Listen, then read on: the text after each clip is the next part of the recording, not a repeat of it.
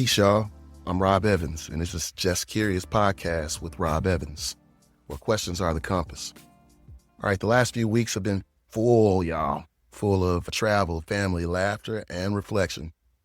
Twice this month, I made it back home. For those that don't know, I was raised in Memphis, Tennessee, and I got a chance to go home and be with friends, help my mom around the house, saw some of my closest friends, and I even got a chance to hold my grandson in these 2 trips.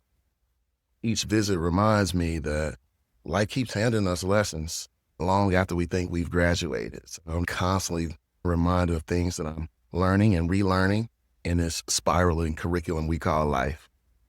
Sometimes those lessons come wrapped in joy, sometimes in loss, and sometimes they show up as a quiet nudge that says it's time to unlearn what no longer fit. Unlearning isn't about forgetting, it's about releasing the habits, the expectations, and the stories that once kept us safe, but now ultimately just keep us small.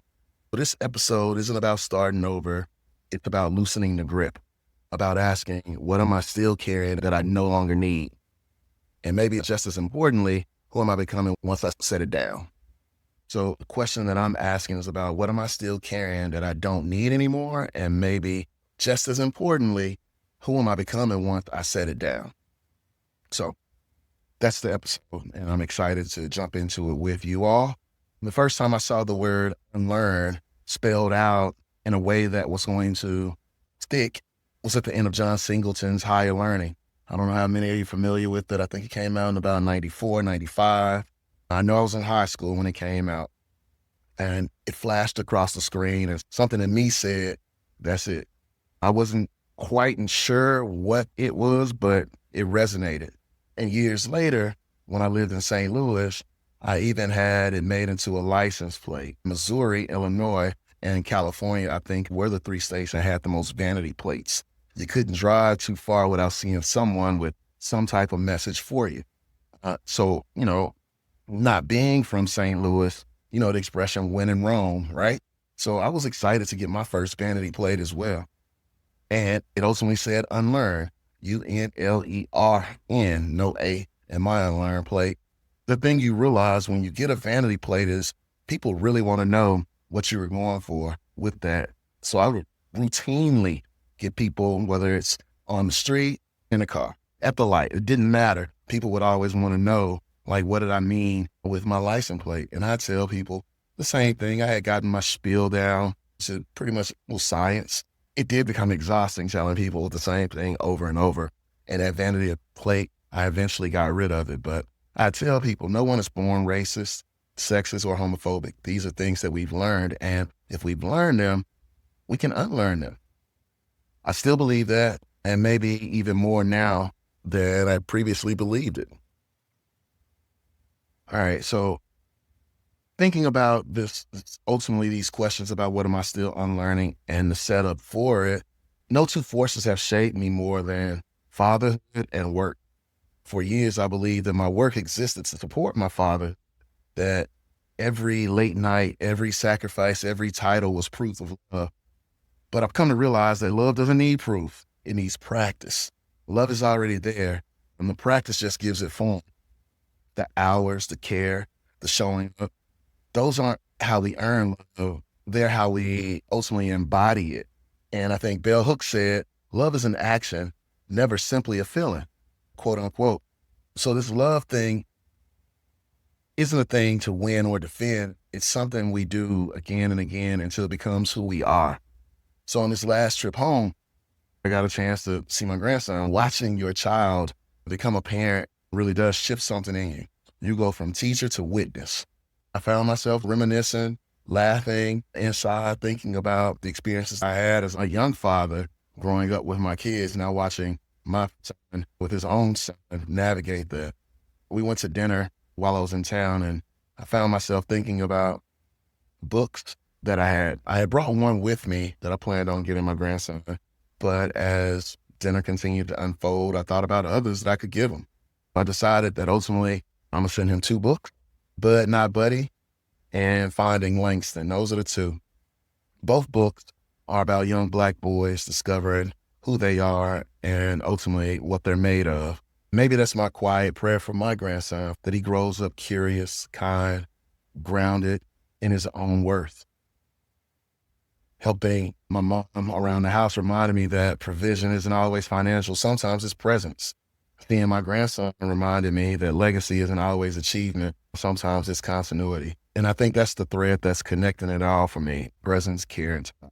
How can you continue to demonstrate those or work to connect those things: presence, care, and time? Part of the reason I went back home was for homecoming. As I think about legacy, homecoming hit different this year. My two oldest, my adult kids, road trip to see me in Jackson, Tennessee, where I went for undergrad, Lane College, and we had homecoming this past weekend. They didn't have to, but they did. They wanted to, and I really appreciated that, seeing them. We stood at the tailgating hill together, surrounded by so many of my classmates, so many of my frat brothers, and so many for my oldest son. For him, it was like a reunion because I was 19 when he was born. So many of my classmates and friends and frat brothers got a chance to watch him in his early years and even support me and his mom by watching him during classes, and had so many babysitters, if you will. But yeah, we stood on a hill together, surrounded by all of these folks, and for a moment, the years kind of collapsed on me. They told me they were proud of me. My daughter even put a post on social media saying how much she was proud of me, and that really touched my heart. She was proud of the work I've done with Project Uplift, the nonprofit I mentioned in the last episode, and proud of the way it's creating opportunities for others. That just really meant the world to me that my kids were able to see that. For so long, I wondered if all the late nights and leaps of faith actually mattered. Seeing them there, laughing, hugging, soaking up the energy, that was proof enough for me that the work is working. Maybe not always in the ways I expect, but in the ways that count. Tying this all back together, or thinking about it in relationship to higher learning, when I saw that word learning, higher learning, Singleton wasn't just talking about school. He was talking about society, about the education we all receive in bias and in fear and ultimately in survival. One of the things I took away from it is that freedom depends on what we're willing to unlearn together. That connects to something my fraternity taught me a long time ago. Our motto is friendship is essential to the soul. The older I get, the truer that feels. Friendship is how we unlearn isolation. It's how we challenge those false stories about who belongs and who doesn't belong. That's why Project Uplift has meant so much to me. It's built on a belief that friendship, mentorship, and shared opportunity are essential, not just to the soul, but to our collective progress. It's volunteer work, sure, but it's also a reminder that none of us are finished products, that every relationship, every student, every mentee teaches me something new. I'm always willing and able to learn something new, and from anyone. They remind me that learning and unlearning don't end with degrees. They evolve through connection. And that, to me, is the whole point. Growth isn't something you achieve alone. It's something we practice together. So maybe the question isn't just, what are you still learning? It's, who are you still learning with? Because friendship, real friendship, is essential to the soul, and so is curiosity. One of the things that's equally important to point out from this visit while I was helping my mom, we're talking about some of the things I mentioned before, primarily that, people come into your life for a reason, a season, or a lifetime. While at homecoming, at one of the fellowship opportunities with my fraternity, I was having a conversation and I've been interrogating a question of purpose and self for a while, but I ended up in a conversation that gave me an opportunity to explore those same concepts. It was really empowering to walk away with that energy and support. Folks had no idea they were contributing to. And I think there's a certain irony, because I was telling my mom about this before I ended up leaving town, about these conversations and how there were messages just for me that no one knew about, but I knew it because I was listening for those answers. When I told her that, she asked me a question I don't think my mom has ever asked me before. She's like, well, what do you think I should be learning then? And I think that's part of the reason that inspired this question for this episode. Initially, I was just going to kick the can down the road and say, hey, Mom, let me get back to you on this one and follow up.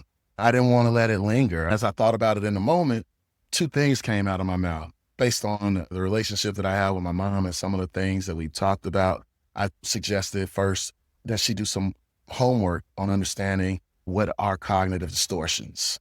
Not only what are cognitive distortions, I offer to begin to think about fixed versus a growth mindset, and how we can use that to train ourselves to think and approach things differently. As I finished showing her a couple resources that she could read or look at to better understand those concepts, I found myself thinking, well, who was that really for? And in the end, I think most of that was for me. I'm grateful that my mom served as part of the vehicle for which I came to that conclusion as well, along with some of my friends. So all of these conversations, all of these moments were impactful and right on time, and just really gave me so much joy and excitement about what comes next as we continue to unpack these questions. So again, maybe the question isn't just what are you still learning? It's who are you still learning it with? Because friendship, real friendship, is essential to the soul, but so is curiosity. This is the Just Curious podcast where questions are the compass. I hope that you'll come back. I hope that you'll continue to share these messages and questions with folks that you think will benefit as well. Thank you for joining me.